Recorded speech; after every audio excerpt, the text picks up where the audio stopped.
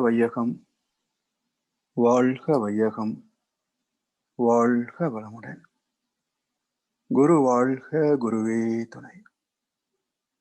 சிந்தனையை, உடல் நலத்தை சீர் அமைத்து ஓய்வித்த குருவே வாழ்க. வாழ்க வளமுடன், வாழ்க வளமுடன், வாழ்க வையகம். சார்ந்த பெருமக்களே,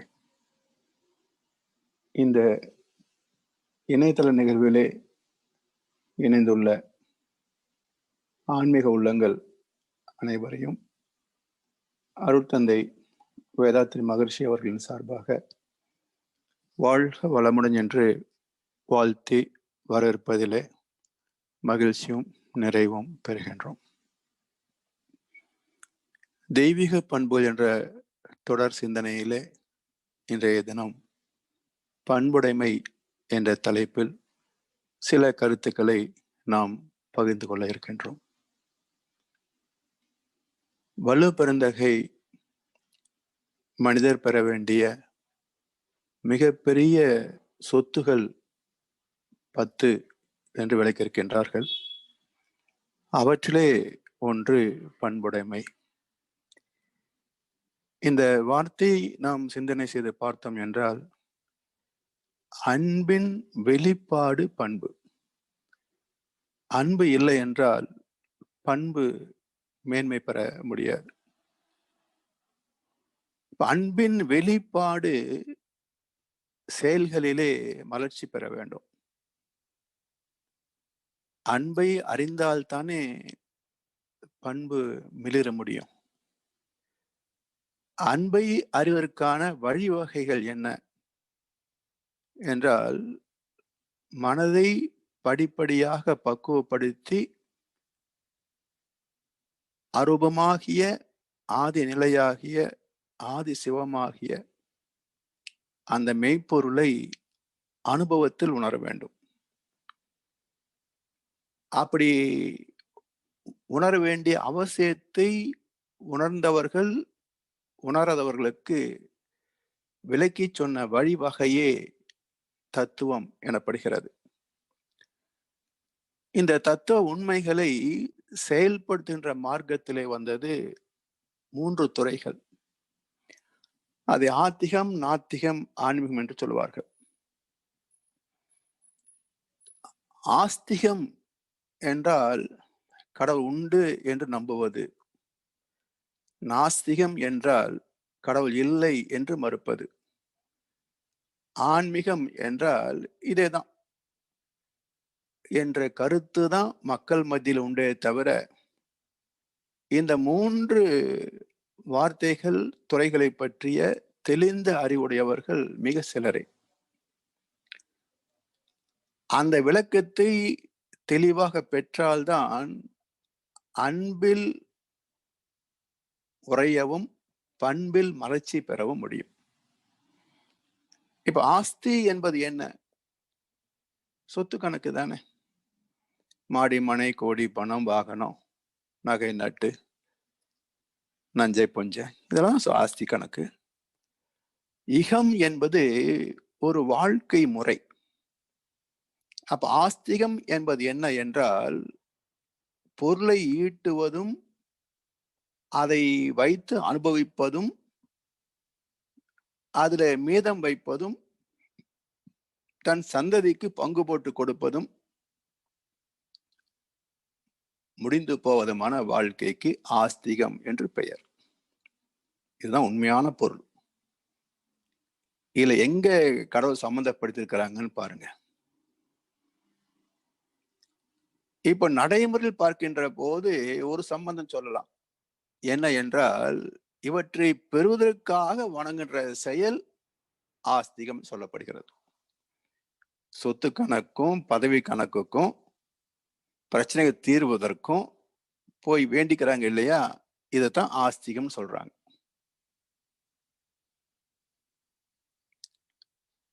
அடுத்து ந ஆஸ்தி இகம். இந்த சொத்து கணக்கு சாராத ஒரு வாழ்க்கை, அது என்ன வாழ்க்கையாக இருக்க முடியும்? செல்வம், செல்வாக்கு என்ற உடல் சார்ந்த வாழ்க்கையை தவிர்த்த ஒன்று எதுவாக இருக்க முடியும்? ந ஆஸ்தி இகம். பொருள் சாராத ஒரு வாழ்க்கை. அதைத்தான் சித்தர் பெருமக்கள் வாழ்ந்து காட்டினாங்க.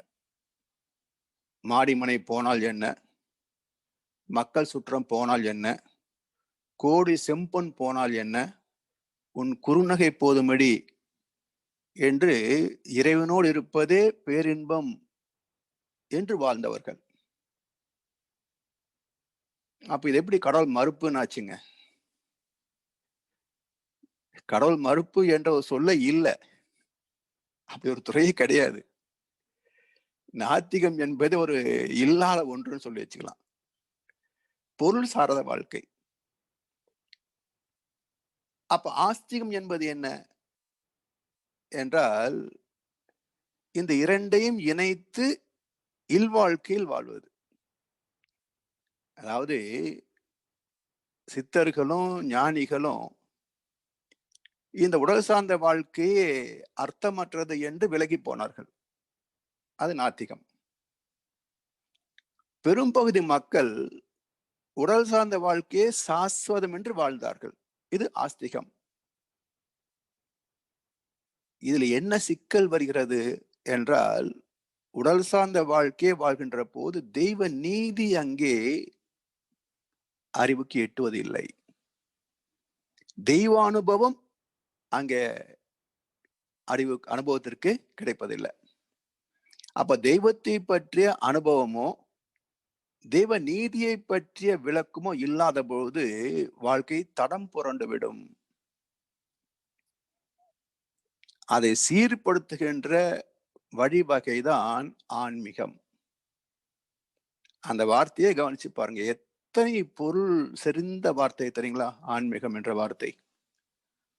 ஆ என்பது பசுவை குறிப்பிடக்கூடியது, அதாவது விலங்கினத்தை குறிப்பிடுகின்ற சொல். ஆண் என்பது மனிதனை குறிப்பிடுகின்ற சொல். அப்போ ஆ என்ற ஒற்றை எழுத்திலே ஒரு வார்த்தை, அடுத்து ஆண் என்ற 2 எழுத்துக்களிலே ஒரு வார்த்தை. இதற்கு தொடர்பு என்ன என்றால், விலங்கினத்திலே இருந்து வித்தெடுத்து வந்தவன் மனிதன். விலங்கினத்தில இருந்து வந்த பரிணாம உச்சம் தானே மனிதன். சாமி சொல்லுவாங்க, மனிதனாக பிறந்தது முதல் படி. மனித உடலிலே பிறந்தது முதல் படி. விலங்கின பண்புகளை நீக்குவது 2வது படி. மனிதனாக வாழ்வது 3வது படி. மனித நேயத்தில் உயர்ந்து மனிதனாக வாழ்வது 4வது படி.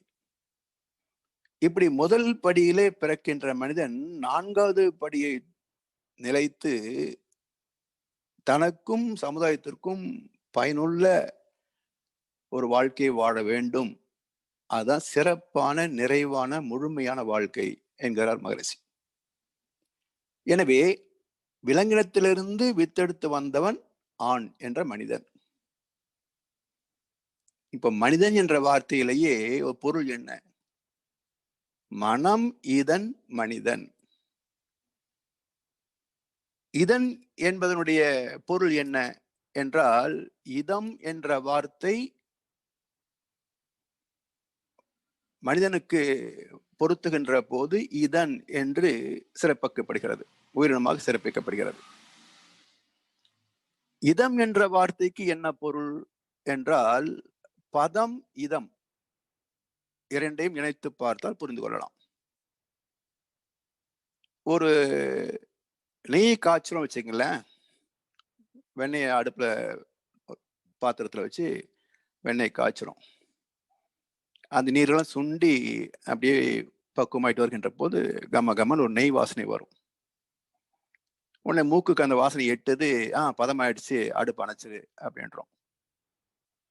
இல்ல ஒரு ரவா லட்டு பண்றோம், ரவையை பொன்னிறமாக வறுக்கவும் அப்படின்னு சொல்லுவாங்க. அப்படியே வறுத்துக்கிட்டே வர்றோம். அந்த வெண்மை நிறம் மாறி பொன்னிறம் வருகின்ற போது பக்குவம் ஆயிடுச்சு இறக்கிடு அப்படின்றோம். அப்ப பதம் என்பது பருப்பொருள் அடைகின்ற மாற்றம். புலன்களால் அறியக்கூடிய மாற்றம். இதம் என்பது மறைபொருள் மாற்றம். அது உணர்வால், மனதால், அறிவால் அறியக்கூடிய மாற்றம். அப்ப மனம் என்பது பருப்பொருளா? யாராவது மனதை எடுத்து காட்ட முடியுதா? அப்ப மனம் என்பது மறைபொருள். இந்த மனம் அடைகின்ற பக்குவம் என்பது மறைபொருள். எனவே இதமான பக்குவத்தை பெற்ற மனம் உடையவன் மனிதன். அது இல்லை என்றால் கண்ணதாசன் அழகா ஒரு பாட்டு சொன்னார். மனிதன் எங்கே, மனிதன் எங்கே, இறைவனை நான் கேட்டிருந்தேன். படைத்து வைத்தும் கிடைக்கவில்லை, அவனும் இங்கே தேடுகிறான். இதே கருத்தை கவிஞர் வாலியும் ஒரு பாட்டுல சொன்னார். ஒரு மேதை பகல் வேலை கையில் விளக்குடன் சென்றாராம். மனிதன் எங்கே, மனிதன் எங்கே, தேடுகிறேன் நான் என்றாராம். அப்ப ஏன் தேடுகிறார்கள்? கண்ணில் கண்டவங்கள மனுஷங்க தானே. அப்ப மனித வடிவிலே வாழ்பவர்கள்.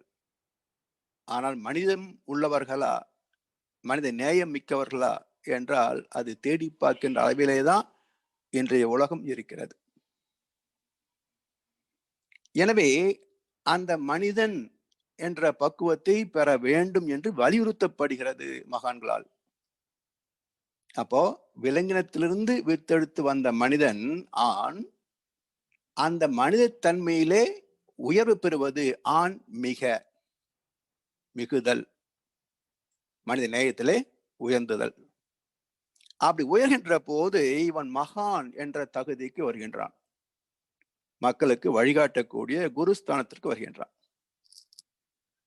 அந்த குருஸ்தானத்திற்கு வருவதற்கான அடுத்த தகுதி என்ன? மனித நேயத்தில் உயர்ந்து விட்டால் மட்டுமே போதுமா என்றால் அது வழிகாட்டக்கூடிய குருவாக இருக்க முடியாது.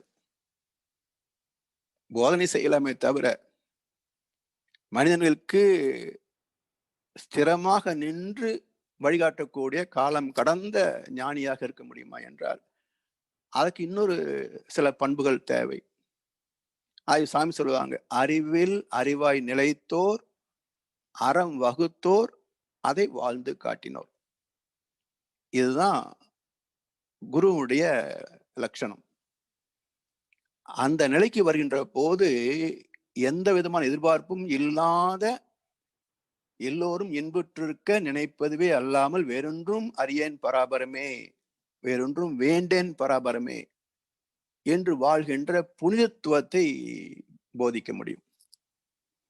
அப்படி ஆன்மீகம் என்பது மனிதனிலே தொடங்கி தெய்வத்திலே லயம் ஆவது. அந்த குறிப்பை ஒரு ஒற்றை எழுத்தில் ஒற்றை வார்த்தை குறிப்பிடுகிறது. அது என்ன? ஆ ஆண் ஆன்மிக பார்த்தோம். இம் என்ற ஒற்றை எழுத்து இருக்கிறதே, அதே ஒற்றை வார்த்தையாகவும் எடுத்துக்கொள்ளணும். அது என்ன மறைந்திருக்கிறது என்றால் உச்சரிக்க முடியாததை உச்சரிக்கிறோம். இம் என்ற எழுத்தை உச்சரிக்க முடியாது, உச்சரிக்கிறோமே. அப்ப என்ன நிகழ்கிறது என்றால் இ இம் என்று சொல்லுகின்றோம். அப்ப இம் என்ற மெய்யெழுத்து உச்சரிக்க முடியாதது. அதை உச்சரிக்க வேண்டும் என்றால் உயிர் என்ற இயக்கம் இருக்க வேண்டும், ஜீவன் இருக்க வேண்டும். அப்ப இயக்கம் ஜீவனால் மட்டுமே மெய்ப்பொருளை அறிய முடியும் என்பது கருத்து. அது மட்டுமல்ல, அந்த இம் என்ற எழுத்திலேயே மிக சிறப்பு உண்டு. என்னன்னா, உயிரெழுத்து அதனோடு மெய்யெழுத்து சேர்கின்ற போது உயிர் மெய் எழுத்தாக மாறும். இப்போ இம் என்ற எழுத்துல புள்ளி நீக்கிவிட்டால் அது மா என்ற உயிர்மெய் எழுத்து தானே. அப்ப என்ன பொருள்? உயிர் எழுத்தை சேர்த்தால் உயிர்மை ஆகும் என்பது ஒரு வகை. மெய்யத்திலிருந்து புள்ளியை நீக்கிவிட்டால் உயிர்மை ஆகும் என்பது இன்னொரு வகை. எனவே புள்ளி என்பது உயிருக்கு மூலம். அது இறை தொகுதி என்று கொள்ளலாம். அதற்கு மூலம் இறைநிலை. எனவே இறைநிலையை எல்லாமாக மாற்றம் பெற்றது என்ற கருத்தை ஒரு சூசகமாக எடுத்து காட்டக்கூடிய ஒற்றை எழுத்து இம் என்ற பிரணவம். எனவே ஆன்மீகம் என்பது தன்னுடைய பூர்வீகமாகிய விலங்கின பதிவுகளை உணர்ந்து கொண்டு வாழ்கின்ற காலத்தில் மனித நேயத்திலே உயர வேண்டும் என்ற நோக்கத்தை புரிந்து கொண்டு வாழ்வின் ஆத்ம திருப்தியே உச்சகட்டமான நிறைவு என்பதையும் ஏற்றுக்கொண்டு அதை நோக்கி பயணிப்பதே ஆன்மீகம் என்ற வாழ்வியல். இதுல நாத்திகமும் உண்டு, ஆத்திகமும் உண்டு. அப்ப இரண்டையும் இணைத்து ஒரு வாழ்வியலாக வகுத்த போது அது ஆன்மீகம் எனப்படுகிறது. அந்த ஆன்மீகத்தை போதித்தவர்கள் அறிவில் அறிவாய் நிலைத்தவர்கள், அறம் வகுத்தவர்கள், அதை வாழ்ந்து காட்டியவர்கள். இதை குருமகானிடத்திலிருந்து கையில் எடுத்தாங்க பாருங்க. அந்த அரை வேக்காடுகள் செய்த கூத்து இன்று வரைக்கும் பல்கி பெருகிவிட்டன. அதனால் உண்மையான ஆன்மீகம் மறந்து போய் மறைந்து போய் வெறும் விக்கிரகங்களை வைத்துக் கொண்டு விழாக்களை நடத்துவதே ஆஸ்திகம் என்று மாறி போனதுனால மனித வாழ்க்கையில் தெய்வீகம் மறைந்து போனது. எப்படி விக்கிரகத்துக்கு வழியாக மூலப்பொருளாகிய சுத்தவெளி மறைக்கப்பட்டதோ அதே போல் இந்த ஆஸ்திக வாழ்க்கையில் நிம்மதி தொலைந்து போனது. அதை ஒரு சிவவாக்கியர் என்ற சித்தர் ஒரு கவியில சொல்றாரு, ஒருவன் என்றே தெய்வத்தை வணங்க வேணும், உத்தமனாய் பூமிதனில் இருக்க வேணும், பருவமதில் சேறு பயிர் செய்ய வேணும், பாழிலே மனத்தை விடா பரமஞானி, திரிவார்கள் திருடரப்பா கோடா கோடி, தேசத்தில் கல்லறப்பா கோடா கோடி, வருவார்கள் அப்பனே அநேகம் கோடி, வார்த்தையினால் பசப்புவார் திருடர்தானே என்னார்.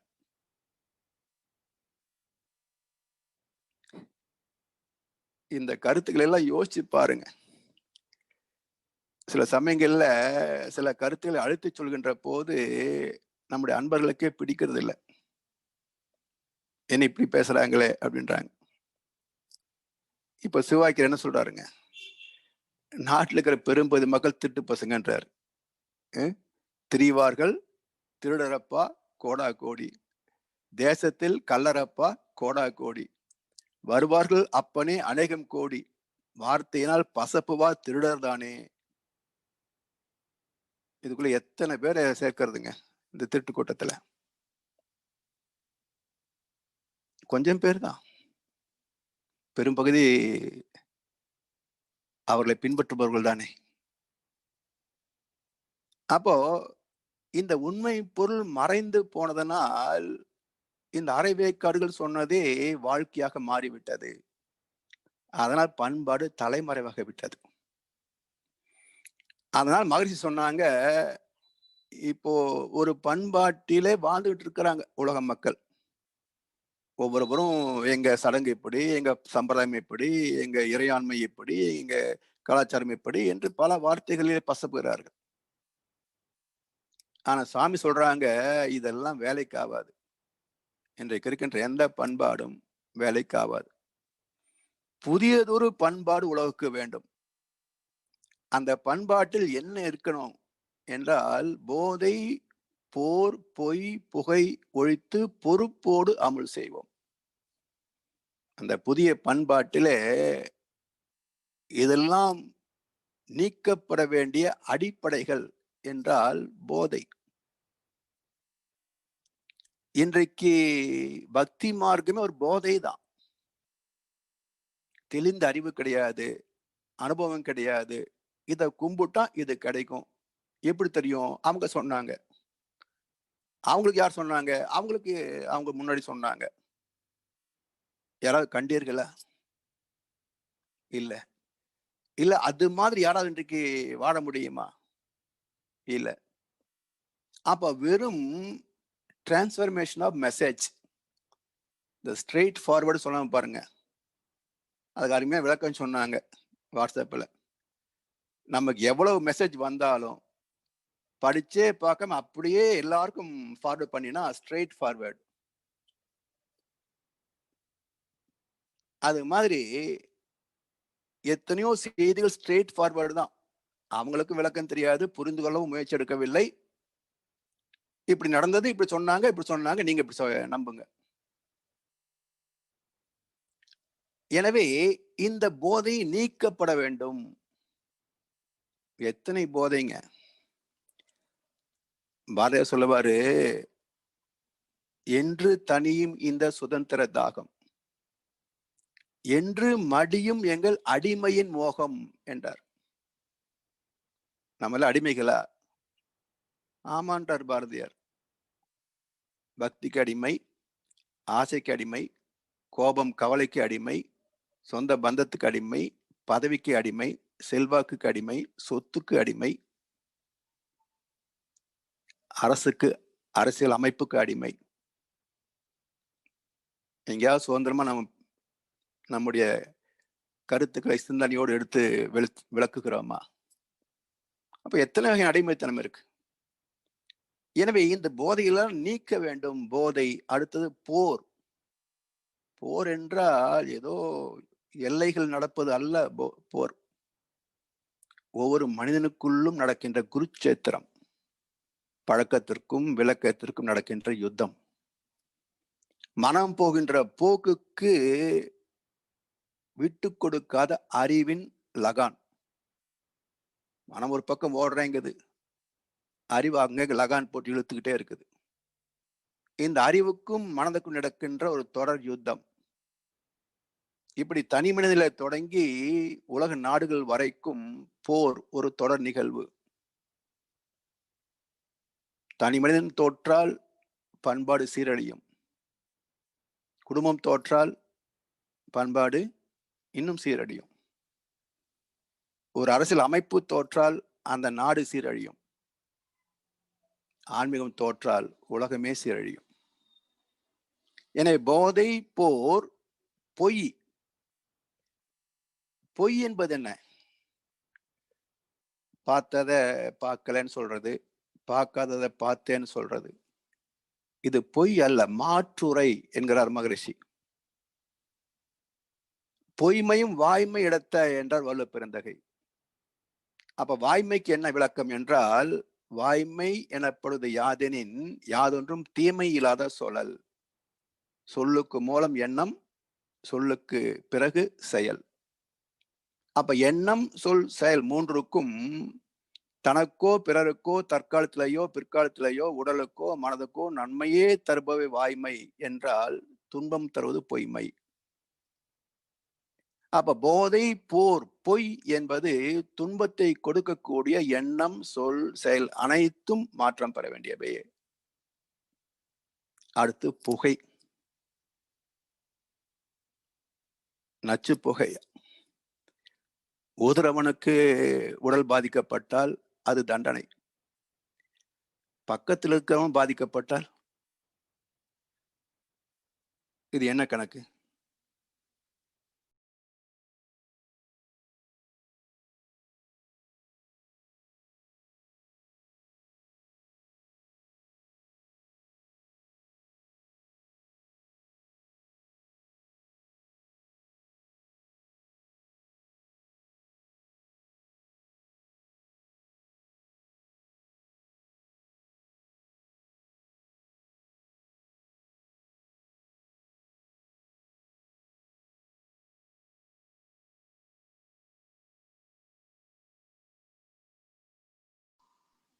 வாழ்வாமுடன். ஐயா லைன் கட் ஆயிடுச்சா?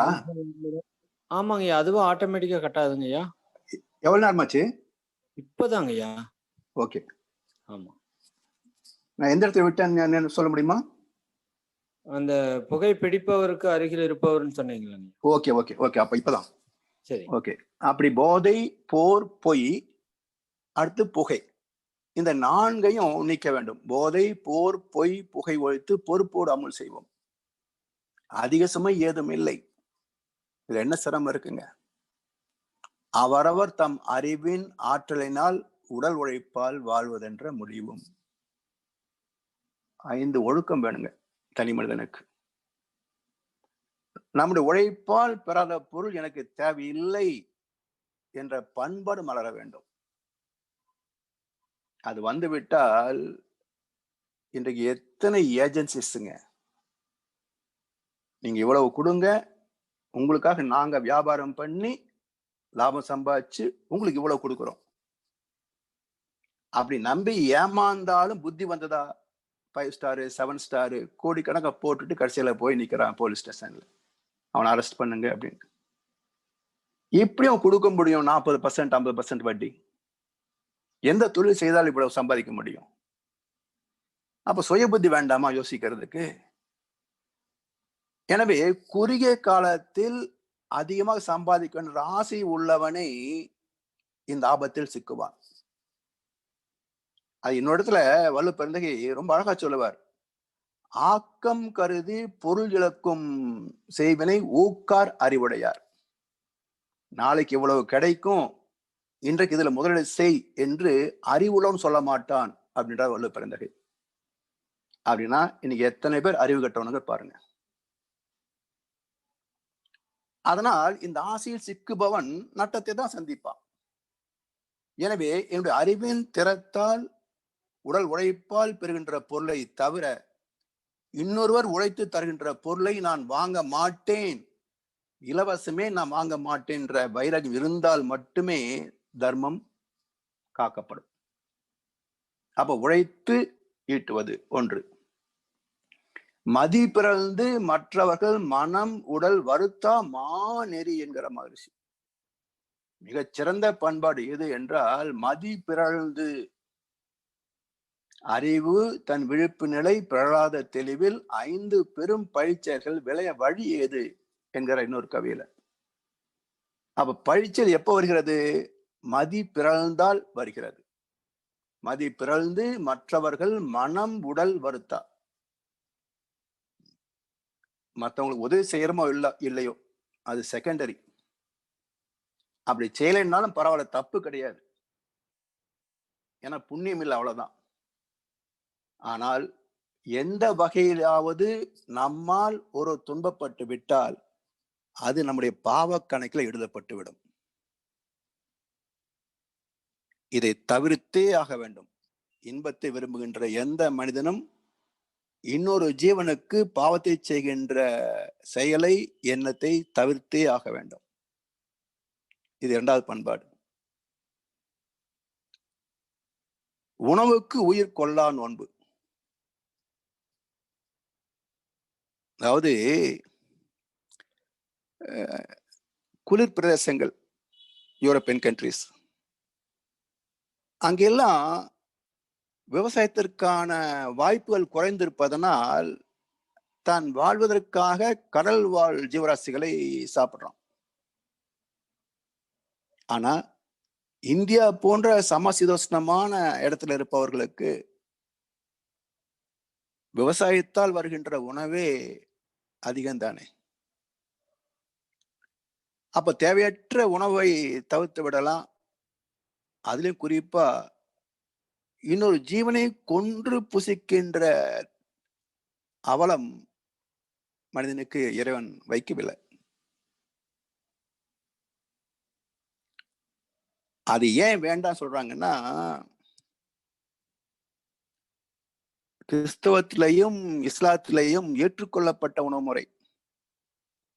எந்த நிகழ்ச்சினாலும் வெட்டு, ஆடு வெட்டு, மாடு வெட்டும்பாங்க. ஆனா நபிகள் நாயகம் என்ன சொல்றாரு தெரியுங்களா?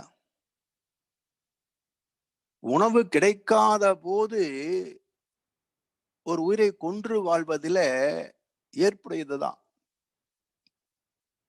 அதுல எப்படி அந்த பாவத்தை குறைக்கிறார் பாருங்களேன். பாலைவனத்துல விவசாயம் பண்ண முடியாது. அப்போ அங்க இருக்கின்ற ஆடு, மாடு, ஒட்டகம் இதைத்தான் கொன்று சாப்பிடணும். ஒரு ஆடை வெட்டினா ஒரு 50 பேர் சாப்பிடலாம். ஒரு ஒட்டகத்தை வெட்டினீங்கன்னா 200 பேர் ஒரு வாரத்துக்கு சாப்பிடலாம். அப்போ 200 பேர் ஒரு வாரத்துக்கு சாப்பிடுறதுக்கு எத்தனை ஆடுகளை வெட்டணும்? எத்தனை கோழிகளை வெட்டணும்? அப்போ உயிரின் எண்ணிக்கை குறைத்து ஒரு ஜீவனை கொன்று 200 மனிதர்கள் ஒரு வாரத்துக்கு உணவருந்த முடியும் என்று பாவத்தின் கணக்கை குறைக்கிறார் நபிகள். அது மட்டும் இல்ல, இது தவிர்க்க முடியாதது. அதனால் நாங்கள் செய்கின்ற இந்த பாவத்தை மன்னிப்பீராக என்பதுதான் ஹலால் செய்கிற உணவு. இப்படி எல்லா மகான்களும் உயிர்வதையை அவங்க சிலாயிக்கவே இல்லை, அதுக்கு ஒத்து போகவே இல்லை. நமக்கு சௌரியமானபடி நம்ம மாத்திக்கிறோம், அவ்வளவுதான். எனவே உயிர் கொலை செய்தால் அந்த விலங்கினத்துடைய குணம் இருக்கு பாருங்க, அந்த பதிவு அந்த சதையில இருக்கும். அதை சாப்பிடுகின்ற போது விலங்கினத்தன்மை நமக்குள் அதிகமாகும். ஒரு சினிமால கூட ஒரு டயலாக் வரும். யாரு பிரகாஷ்ராஜ் சொல்லுவார் நினைக்கிறேன். ஏய், வேலை நேரத்துல அசைவம் சாப்பிடாதடா, மூளை வேலை செய்யாது. அப்படின்னு ஒரு டயலாக் ஏதோ ஒரு படத்துல நான் கேட்டேன். அது மாதிரி அசைவம் சாப்பிடுகின்ற போது புத்தி சரியா வேலை செய்யாது. நீங்க கவனிச்சு பாருங்க, உலகத்துல தலை சிறந்த விஞ்ஞானிகள், தீர்க்கதரிசிகள், அவங்க எல்லாம் சைவமா அசைவமானு யோசிச்சு பாருங்க, ஆராய்ச்சி பண்ணி பாருங்க, புரியும். தீவிரவாதிகள் எல்லாம் இப்படித்தான் இருப்பாங்க, தண்ணி அடிப்பாங்க, மட்டன் சாப்பிடுவாங்க, அவங்கள தீவிரவாதம். சாத்வீகம் சாத்வீகமான உணவுல தான் நிற்கும். எனவே இது 3வது பண்பாடு. 4வது, பொது விதியாய் பிறர் பொருளை வாழ்க்கை சுதந்திரத்தை. பிறர் பொருள் பிறர் சுதந்திரம். இப்ப உலகத்துல தீவிரவாதம், வெடிகுண்டு கலாச்சாரம் இதெல்லாம் எதுக்காக செய்றான்? கொஞ்சம் முதல்ல கூப்பிட்டு உனக்கு என்ன வேணும், எதுக்காக இப்படி பண்றேன்னு கேளுங்களேன். யாராவது நியாயமான பதில் சொல்லுவான பார்க்கலாம். எல்லோரும் ஏற்றுக்கொள்ளக்கூடிய பதிலை எந்த தீவிரவாதியாவது விளக்கம் சொல்ல முடியுமான்னு பார்ப்போம். யாரிடத்தில் அன்பும் கருணையும் இல்லையோ அவரிடத்திலே அல்லாஹ் குடியிருப்பது இல்லை என்கிறது திருக்குரான். அன்பும் கருணை உள்ளவன் கொலை செய்வானா? செய்ய முடியுமா? வாடிய பெயரை கண்ட போதெல்லாம் வாடினேனே, வாடுகின்ற போது கொல்வது எப்படி சாத்தியமாகும்? எனவே பொது விதியாய் பிறர் பொருளை வாழ்க்கை சுதந்திரத்தை போற்றி காத்தும். இது 4வது பண்பாடு. பிறர் துன்பம் போக்கும் அன்பும் வேண்டும். இன்னொரு ஜீவனின் துன்பத்தை போக்குகின்ற உணர்வு அன்பின் மலர்ச்சி. அதான் ஆரம்பத்திலே சொன்னேன், அன்பின் வெளிப்பாடு பண்பு. அன்பு இல்லாத உள்ளத்தில் பண்பு இருக்காது. அன்பு இல்லாத உள்ளத்துல பண்பு இருக்காது. எனவே சிந்தனையுடன் செயலும் செயலுடன் சிந்தனையும் பந்தித்து நிற்க பழகுதல் நற்பண்பு என்கிற மகரிஷி. எண்ணம் சொல் செயல் எதுவாக இருந்தாலும் எண்ணி துணிக கர்மம். துணிந்த பின் எண்ணுவோம், அப்புறம் பார்த்துக்கலாம், அப்பப்ப பார்த்துக்கலாம் அப்படின்னா அது என்ன விளைவாகும் என்றால் ஒரே விளைவுதான், அது இழுக்கு. அது சிக்கல்லே நட்டத்திலே தான் கொண்டு போய் நிறுத்தும் என்கிற வள்ளுவப்பெருந்தகை. அதுக்கு மாற்று கருத்தை கொடுக்கல. துணிந்தபின் எண்ணுவோம் என்பது இழுக்கு மட்டுமே. அதே மகிழ்ச்சி சொல்றாங்க, சிந்தனையுடன் செயல், செயலோடு சிந்தனை. இந்த இரண்டும் யோகம் என்று சொல்லக்கூடிய வகையிலே இணைந்து செயல்படுதல், அது நற்பண்பு. இன்னொரு கவியில பழக்கம் என்றும் பழமை என்றும் பகுத்தறிவுக்கு ஒவ்வா பல செயல்களை மாற்றி பண்பாட்டை வளர்க்க வேண்டும். ஓ, எத்தனை செயல் எடுத்து பாருங்க. திருமணம், கிரகப்பிரவேசம், ஏதோ ஒரு சடங்கு சம்பிரதாயம். எங்க வழக்கம் இப்படித்தான் செய்வோம். எங்க ஜாதியில் இப்படித்தான் செய்வோம். எங்க குலத்துல இப்படித்தான் செய்வோம் என்று அந்த பழமைத்தனமான வாதத்தை பேசுவது. எந்தெந்த காலத்தோ என்னென்ன தேவை, இடம், காலம் ஒப்ப தோன்றிய எத்தனையோ செயல்கள்.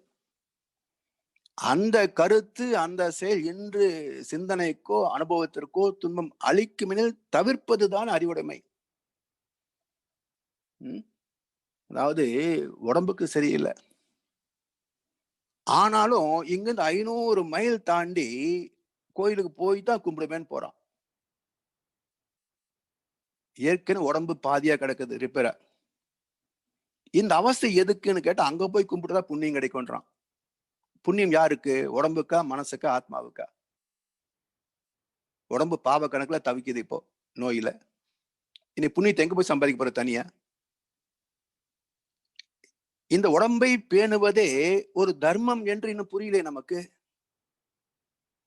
எனவே பழக்கம் என்றும் பழமை என்றும் பகுத்தறிவுக்கு ஒவ்வா பல செயலை மாற்றி புதிய பண்பாட்டை உருவாக்கி வளர்க்க வேண்டும்.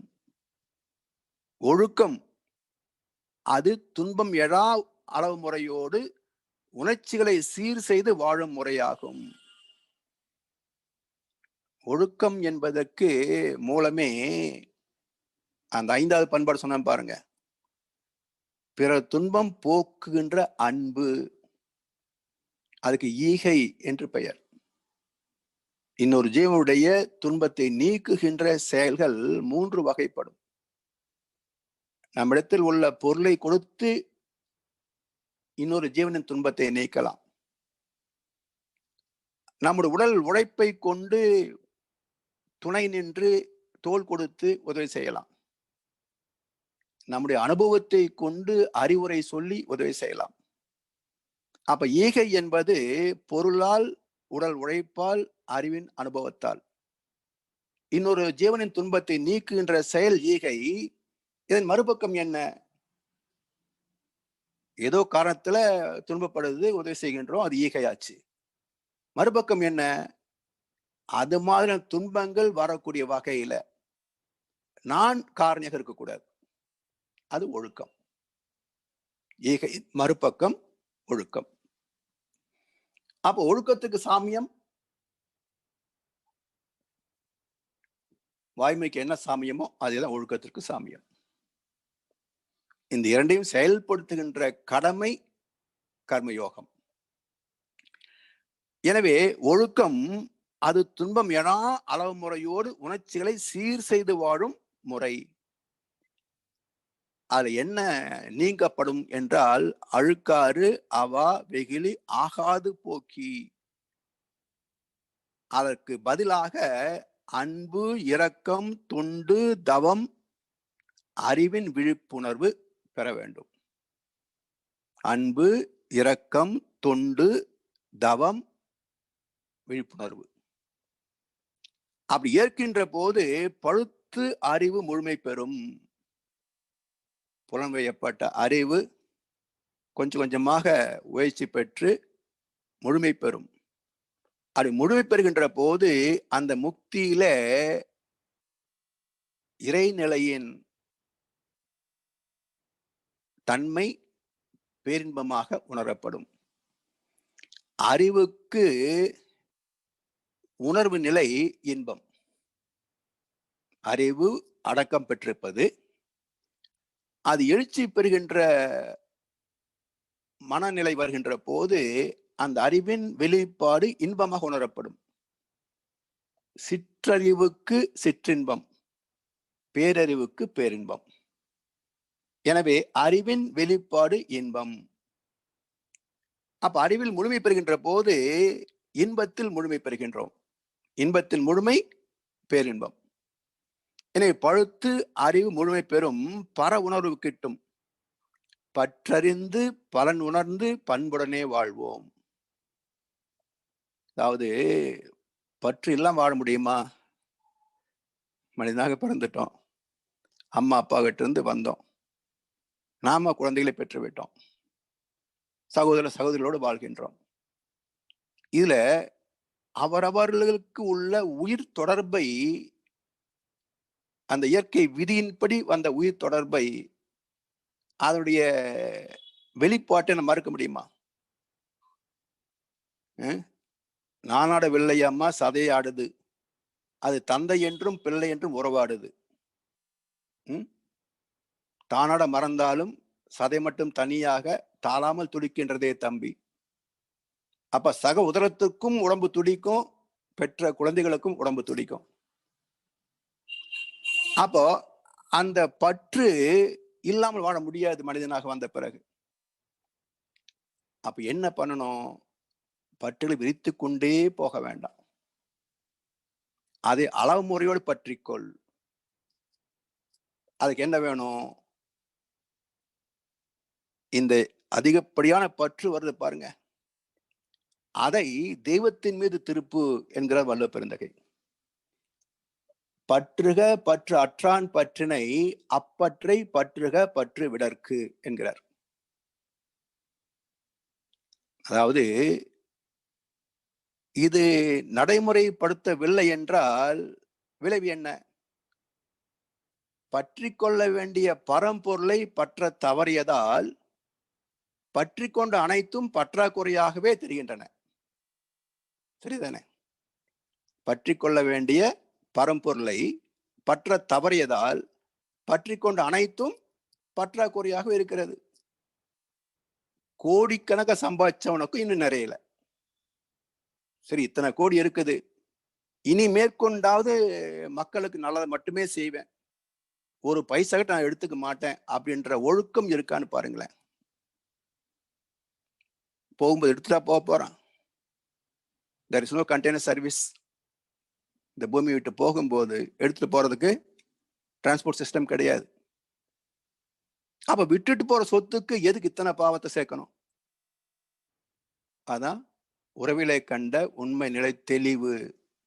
அந்த பற்று அளவு முறையோடு பற்று கொள்வது, பற்று அறிந்து பலன் உணர்ந்து, அந்த முறைப்படுத்தி கொள்ளப்பட்ட பற்று நமக்கு என்ன நன்மைகளை கொடுக்கும்? இப்ப அரசியல் உள்ளவங்க இவ்வளவு போதும், நமக்கு இதுக்கு மேல் என்னப்பா அப்படின்னு ஒரு தெளிவு வந்து விட்டால், அடுத்த கணம் அத்தனை வரி பணத்தையும் மக்கள் நன்மைக்காகவே செலவு செய்வது என்று மாறிவிட்டால், ஒரு 5 வருஷத்துல இந்த நாடு சொர்க்கமா மாறி போகாதா? மாற்ற முடியுமா? முடியாதா? அப்ப பலன் உணர்ந்து பாருங்க. அப்படி ஆண்டு விட்டால் இந்த மக்கள் மனசுல அவன் தெய்வமாக மதிக்கப்படுவான். எத்தனை கோடி சம்பாதிச்சாலும் திருட்டுனாய் போனானே தான் தோணுமே தவிர மதிக்க மாட்டாங்க.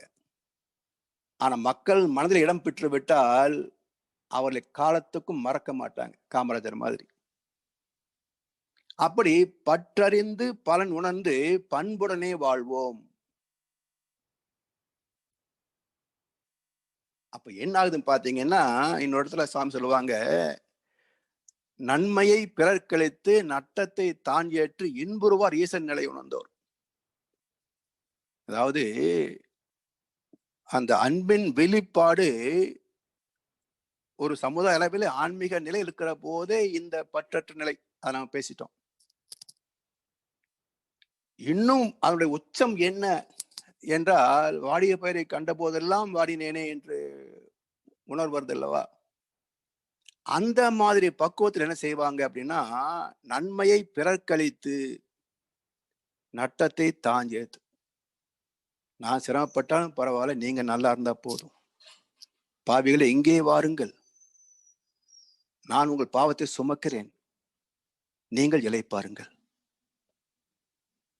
என்று அந்த கருணையின் உச்ச கட்டம் மற்றவர் மகிழ்வதை பார்த்து தான் இன்புறுவது.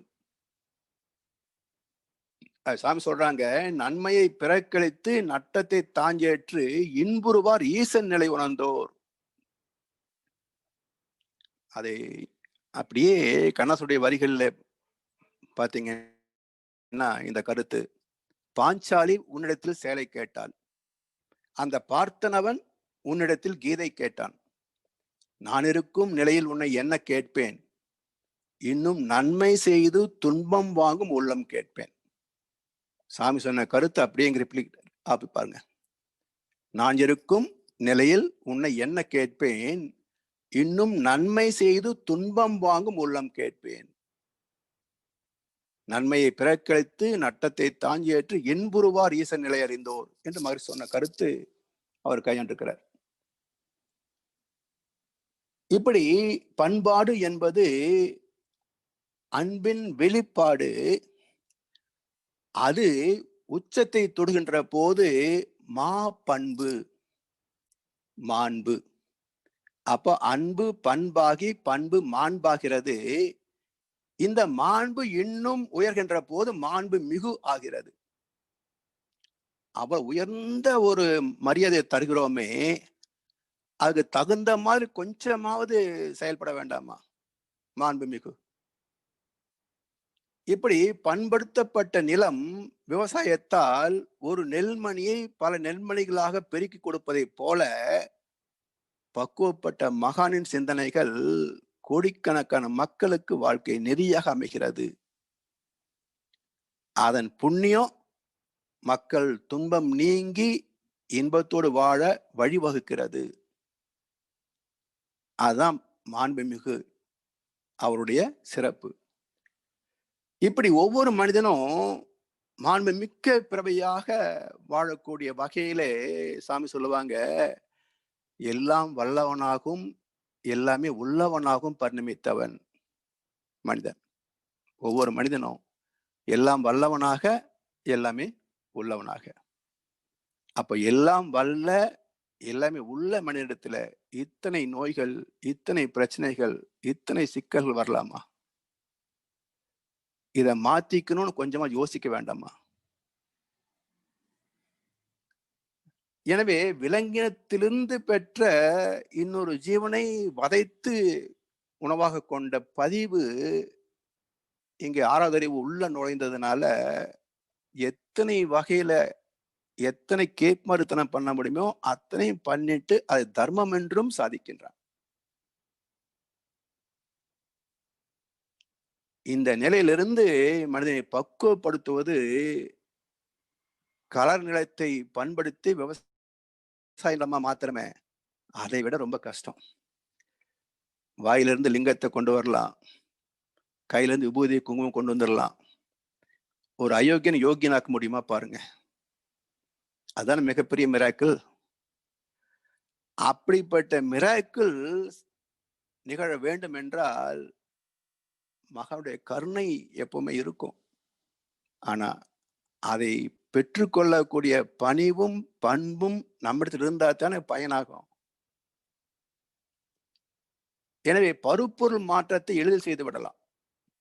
ஆனா மறைப்பொருள் மாற்றம் அவ்வளவு சாத்தியம், அவ்வளவு சாமானியமான விஷயம் அல்ல. அது பல பிறவிகளாக தொடர்ந்து வரக்கூடிய கிராஜுவல் டெவலப்மெண்ட், அணுவாக பெறுகின்ற மாற்றம். அதனால்தான் நல்ல பண்பாடுகளை சிதைவிடக்கூடாதுங்க. சமுதாயத்துல நல்ல பண்பாடுகளை சிதைவிடக்கூடாது. அதை காப்பாற்ற வேண்டிய கடமை ஒவ்வொரு மனிதனுக்கும் உண்டு. இந்த மனமாற்றத்தை அடைவதற்கான மார்க்கங்கள் தான் சாஸ்திரங்கள் என்று சொல்லுவாங்க. சாஸ்திரம் என்பது தெய்வ நீதி. சாஸ்தா, சாஸ்திரம், சாஸ்திரி, 3 வார்த்தைகள். அந்த சாஸ்தாவை இன்னும் சிறப்புப்படுத்தி தர்மசாஸ்தா என்பார்கள். தர்மத்திற்கு தலைவன் இறைவன். அந்த தர்மத்தை வாழ்க்கை நெறியாக எழுதி வைப்பது, போதிப்பது சாஸ்திரம். அதை மற்றவர்களுக்கு எடுத்துக்காட்டாக வாழ்வதும் வழிகாட்டியாக ஆசீர்வதிப்பதும் சாஸ்திரிகள், குருமார்கள். இப்படி ஒரு நிகழ்வு இருந்த காலத்தில் கூட ஏன் தடம் மாறியது என்ற ஒரு கேள்விதானே. மிகப்பெரிய மகான்கள் வாழ்ந்த காலத்திலேயே ஏன் தடமாற்றம் நிகழ்ந்தது என்றால், இந்த பக்குவத்தை அடைவது பிரம்ம பிரயத்தனம், எல்லாருக்கும் எட்டாது. எப்படி மிகப்பெரிய விருட்சத்திற்கு ஒற்றை ஆணிவேர் ஆதாரமோ, அதுபோல் கோடிக்கணக்கான மக்களுக்கு ஒற்றை ஞானி ஆதாரம். ஒரு ஞானி சிறப்பு, அவருடைய ஆற்றல், புனிதத்துவம் அவ்வளவு சிறப்பு மிக்கது. அதனால அவருக்கு துணை செய்ய வேண்டும் அல்லவா? சாமி சொல்லுவாங்க, இன்னும் எத்தனை நாளைக்கு இந்த உடம்பு தாங்கிட்டு இருக்கிறது, நீங்க எல்லாம் என் கடமையை ஏத்துக்க வேண்டாமா, என் இடத்துக்கு நீங்க வர வேண்டாமா அப்படின்னு பல நிகழ்ச்சிகளிலே கருணையோடு பேசியிருக்கிறார். அப்ப என்னன்னா, அந்த மகானின் பாரத்தை குறைப்பதற்கு சீடர்கள் முயற்சி எடுக்கணும். எந்த வழியில் குரு அந்த உச்சத்தை தொட்டாரோ அனைத்து பயிற்சியிலும் கொடுத்துடுறாரு. அப்ப சீடன் பொறுப்போடு அதை பின்பற்றி அந்த இடத்தை அடைய வேண்டாமா? அப்பதானே அவனும் நிறைவாக வாழ முடியும், மற்றவர்களுக்கும் அடுத்த குரு பரம்பரை சிறப்பாக செயல்பட முடியும். இதை வள்ளுவருடைய கருத்துக்களை பார்க்கிற போது பண்புடைமை என்று ஒரு அதிகாரத்தை கொடுத்திருக்கிறார். என் பதத்தால் எய்தல் எழுது என்ப யார் மாட்டும் பண்புடைமை என்னும் வழக்கு. அதாவது பண்புள்ள மனிதனிடம் 5 ஒழுக்கம் வெளிப்படும். சாமி சொன்ன ஒழுக்கங்கள் இவை 5ம் இணைந்த பண்பாடு வருகின்ற போது உலகம் மேன்மை அடையும் என்பது பொருள். 2வது கவியில அன்புடைமை, ஆன்ற குடிப்பிறத்தல் இவ்விரண்டும் பண்புடைமை என்னும் வழக்கு. பண்புடைமை என்றால் என்ன லட்சணம் என்றால் அன்புடைமை, ஆன்ற குடிப்பிறத்தல், தெய்வத்தை அறிந்த அன்பு. அறிந்தது சிவம், மறந்தது அன்பு. அப்படி பக்குவமடைந்த நிலை அன்புடைமை. அந்த பரம்பரையில் வந்தது ஆன்ற குடிப்பிறத்தல். ஒரு முறை எங்க வீட்டுல கேட்டாங்க, உங்க கோத்திரம் என்னன்னு. எதுக்கு அப்படின்னா, குழந்தை கல்யாணம் பண்ணும் போது கோத்திரம் கேட்பாங்கல்ல அப்படின்னாங்க. என்ன சொல்லுவாங்க அப்படின்னு கேட்டேன். அதான் விஸ்வாமித்திர மகரிஷி 15 மகரிஷி கோத்திரம் சொல்லுவாங்களா, அது மாதிரி. ஓ அப்படியா, அப்ப வேத்திரி மகரிஷி கோத்திரம் சொல்லிடு அப்படின்னா. சொன்னா ஒத்துக்குவாங்களா? நீ சொல்லிப்பாரு, அவன் தேடி பார்த்து இல்லைன்னு கண்டுபிடிக்கட்டும் அப்படின்னா. அதாவது விஸ்வாமித்திர மகரிஷி கோத்திரம், பதஞ்சலி மகரிஷி கோத்திரம், அத்திரி மகரிஷி கோத்திரம் என்ன பொருள் என்றால் இந்த பரம்பரையில் வந்தவர்கள், ஆன்ற குடிப்பிறப்பு என்ற அர்த்தம். இப்ப நான் கேட்கிறேன், இந்த கோத்திரம் சொல்கின்ற எவனுக்காவது அந்த யோகியத்தை இருக்கான்னு கேட்கிறேன். நான் பதஞ்சலி மகரிஷி கோத்திரம் சொல்லுகிறோமே, பதஞ்சலி மகரிஷி தவத்தின் மூலம் அஷ்டாங்க யோகத்தை வகுத்து தெய்வத்தை உணர்ந்த அந்த அன்பிலே வாழ்ந்தவர். அந்த பரம்பரை வந்த நீ தவமே பண்ணல, உனக்கு என்ன யோகியது இருக்கு நான் அந்த கோத்திரம் சார்ந்து சொல்லிக்கிறதுக்கு? இப்ப நான் சொல்றது கரெக்ட் தானே? நான் வேத்திரி மகரிஷி கோத்திரம், அதை புரிந்து கொண்டேன், வாழ்ந்து கொண்டிருக்கிறேன், நான் சொல்ல முடியும் நான் இந்த கோத்திரத்தை சார்ந்தவன் என்று. இதான் ஆன்ற குடிப்பிறத்தல்.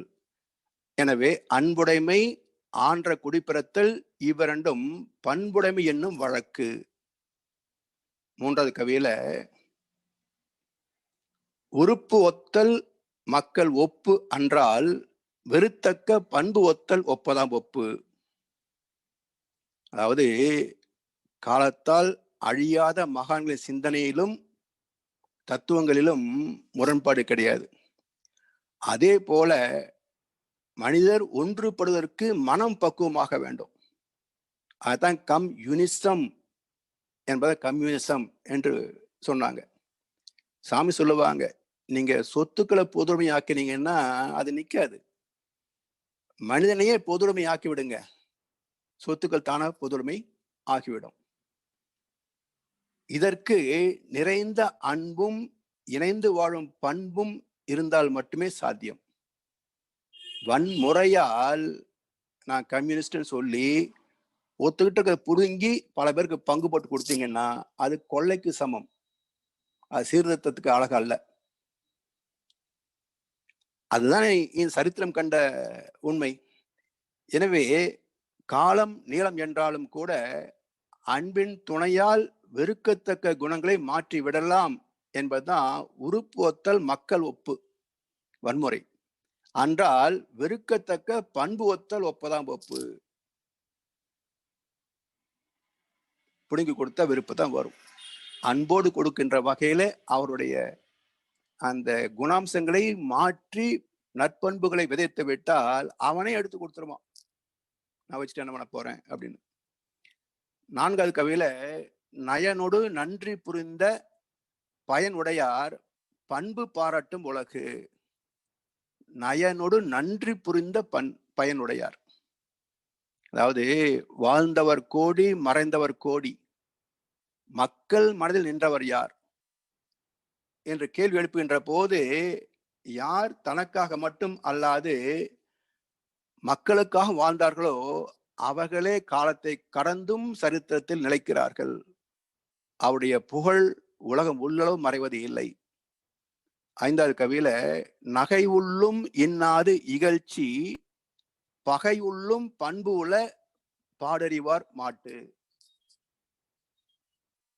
அதாவது நாம் சந்திக்கின்ற எந்த வெற்றிக்கும் தோல்விக்கும் நாம் மட்டும் காரணம் அல்ல, நம்ம கொண்டு வந்த கர்ம வினை பதிவுகளே பெரும் பங்கு வகிக்கிறது.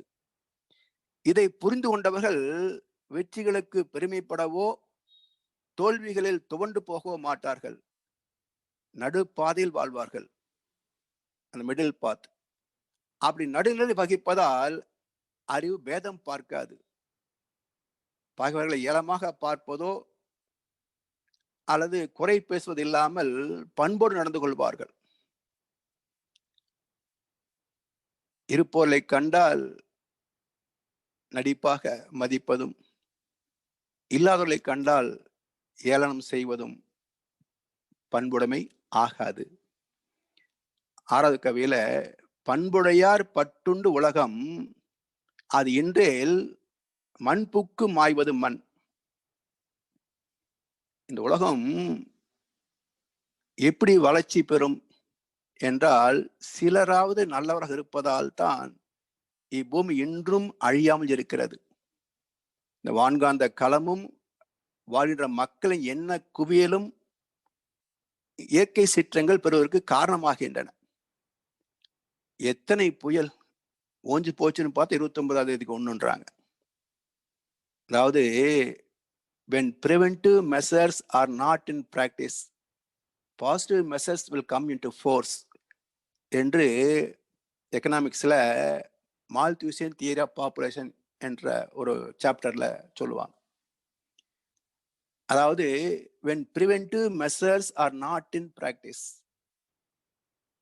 தர்மத்தை காப்பாற்றுகின்ற வாழ்க்கை நடைமுறையில் இல்லை என்றால் positive message will come into force.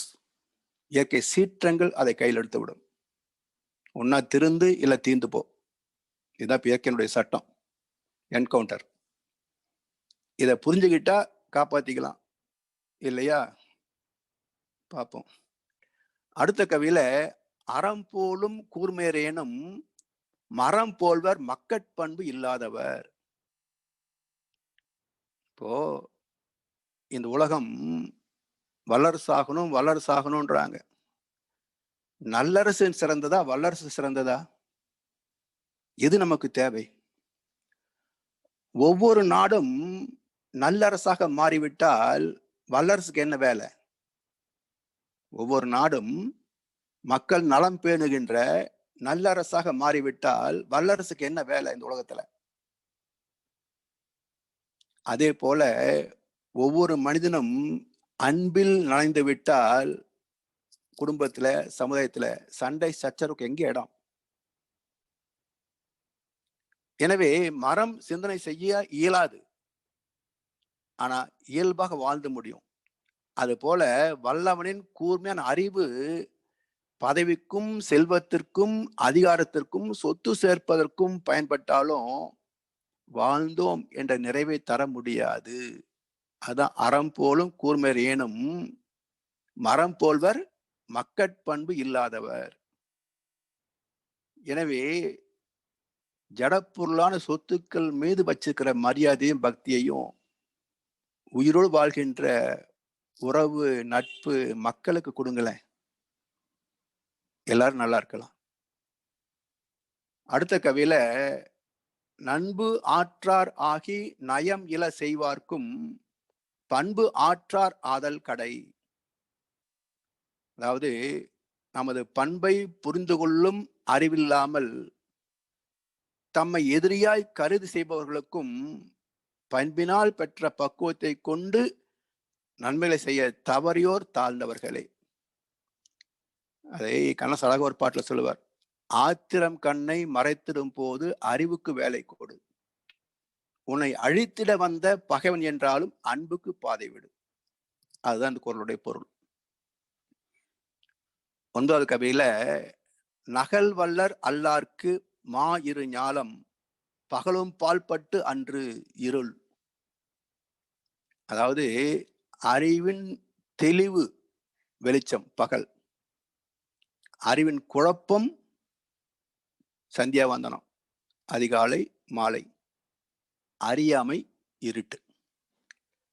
எனவே அறிவின் தெளிவில் செயல்விழு தத்துவத்தை உணர்ந்து வாழ்வது இன்பமயமானது. முகத்தில் புன்னகை ததும்பும். மாறாக குழப்பமான நிலை செய்யும் செயலுக்கு விளைவு இன்பம் அல்லது துன்பம், சிரிப்பு அல்லது அழுகை. ஆனா அறியாமையால் விளைவது துன்பம் அன்றி வேறல்ல. அப்போ வாழ்நாளில் சிரிப்பதையே மறந்தவர்கள்